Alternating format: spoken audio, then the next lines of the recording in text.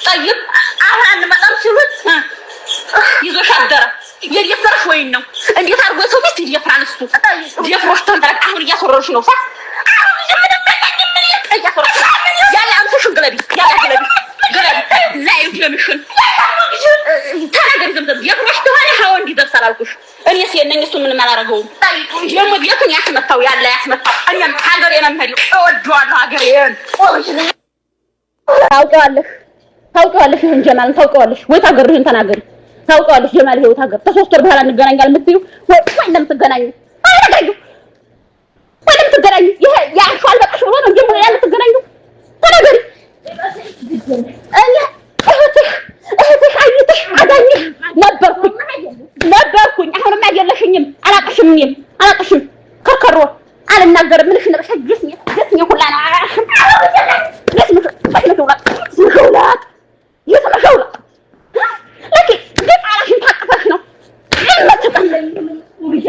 ታበሽ አንቺ ብሎ ጌጤው ብጥስ ዙባራ ጭምር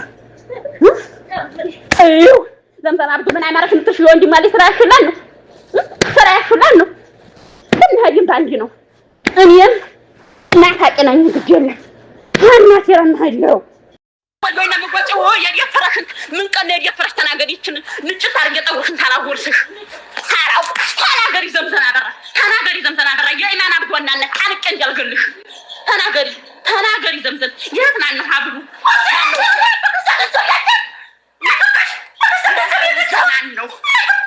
ገናን ነው አንጃጃሽና የስቲ ሀብል ሀናም ድረሽ የሐላሉን ባለ የፍሮሽ ነው ወይ የየፈረሽ ወይ ነው ተናገሪ የየፈረሽ ወይ ነው ያባራ ሚስት እኮ ነሽ አንቺ የፍሮሽ ተናውስቱ ወንድ ያገኘዋል የፍሮሽ ነው ወይ የተገናኘሽ የፍሮሽ ተሆነ ለምን ሄድሽለት አሁን ሁለቴ ሶስቴ ስራ ወሰድ ይብለሽ አንድ ቀናዳ ይዞሽ አድሮ መጣሽ ዘምዘም ታደሽ አምስት ስራ አምጥቶልኝ ሰይዳብ ይጀብለሻል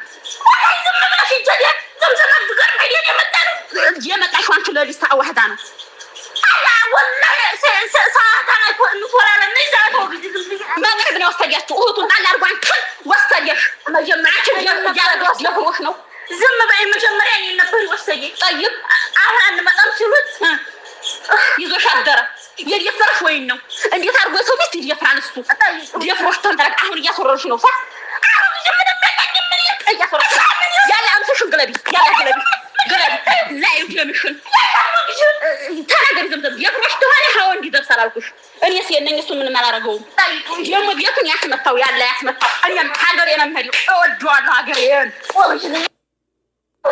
ሰላም ውድና የተከበራችሁ የዚህ ቲቪ ቤተሰቦች እንዴት ናችሁ? ሰላማችሁ ብዝት ትርፍርፍ ይበልልኝ። ኒጋ ሁሉ ሰላም እግዚአብሔር ይመስገን። እንግዲህ ዛሬ በሚያሳዝን ነገር ነው የመጣሁት። መግቢያ ላይ እንዳያችሁት እንግዲህ ሁለት እህትማማቾች አንድ ወንድ ማለት ነው ከአንድ ወንድ ያረግዛሉ ማለት ነው እና ባል እንግዲህ ሳውዲ አረቢያ ጅዳ ውስጥ ነው። ሳውዲ ጉዳይ አልቅም ማለት ነው እንደምታዩት። እንዲሁም ደግሞ ስለ ቤሩት ላይ የሞተችው ልጅ ገዳይዋ ታውቃለች ማለት ነው። ይፋ ተደርጓል ዛሬ። ጓደኛዋ ናት፣ የ11 አመት ጓደኛዋ ናት ህይወቷን ያጠፋችው ማለት ነው። ይሄ ተረጋግጧል። እሷ እንደሆነች ገዳይ ተይዛለች። እነዚህ እንግዲህ የምታዩቸው የሚደባደቡት ማለት ነው። በጣም ነው የሚያሳዝነው። ሁለት እህትና ማቾች አንድ ቤት ውስጥ ይኖራሉ። አንዷ እረፍት ስትሄድ አንዷ ሚስት ባለትዳር ሆና እያለች እንደገና የሌላን ሰው ባል ደግሞ ወስዳ ታረግዛለች ማለት ነው። አርግዛ እንግዲህ ሁለቱ እየተደባደቡ ነው። አርግዛ እንትን እያለች እያለ ነው ያው እንደምትሰሙት እያስወገደች እያለ ትደርስባታለች። ከማን ነው ሲባል በግድ ነው ተደፍሬ ነው ትላለች። ማን ነው ሲባል ባሏ እንደሆነ ነው። ያሳዝናል። ብቻ እንግዲህ እንዳያችሁት እንደሰማችሁት ነው።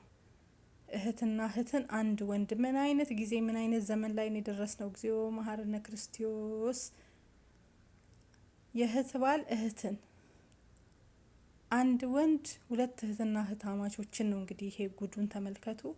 በሪከርድ እየተደረገ በአደባባይ እየወጣ ነው ያለ።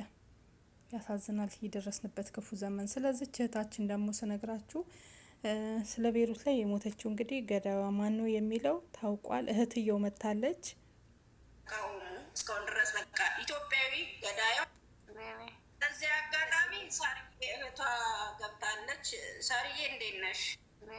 በዚህ አጋጣሚ ሳርዬ እህቷ ገብታለች። ሳርዬ እንዴት ነሽ? ሰላም ነሽ ወይ? ዋላችሁ?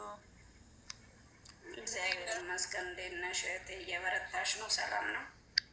እየበረታ ነው። ክብሩ ይስፋ ለመድኃኒዓለም። ሰውነቴ ነዘረኝ ማለት ነው። የማይሆን መረጃም ደግሞ ለምትሯሯጡ ሰዎች ደግሞ በምታምኑ በየትኛውም እምነት ላይ ያላችሁ ተቃውሙ። እስካሁን ድረስ በቃ ኢትዮጵያዊ ገዳያዋ የገዛ ጓደኛዋ ናት ተብላለች፣ ወጥቷል። ስለዚህ ከዚህ በኋላ የሞተችውም አንድ እህታችን ናት። 3 የተባለ መረጃ ውሸት ነው።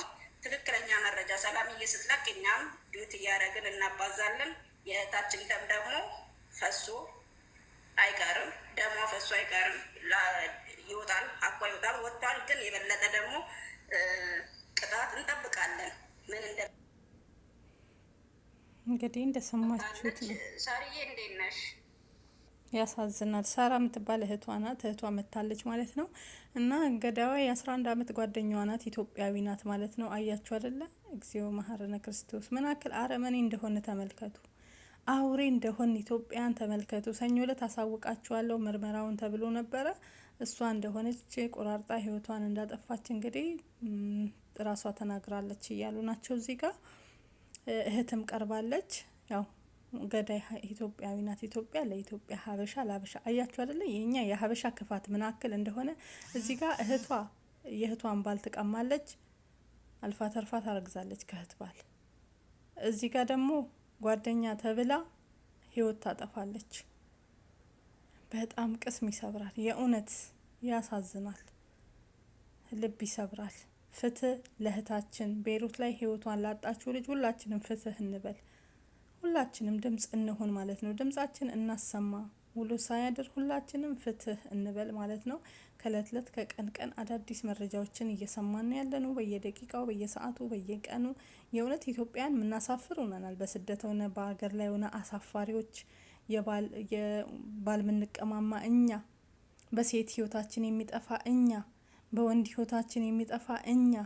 አስቡት። ይሄው ሀብሏን ብጥስ አድርጋ እንግዲህ እንትን ውስጥ ከተተችባት ቆሻሻ ዝባላ ውስጥ ይሄው ተመልከች እያለች። እህትና እህት ናቸው እንዲህ የሚደባደቡት ማለት ነው። ጀማል ነው እንግዲህ ጀማል ተብዬው ማለት ነው።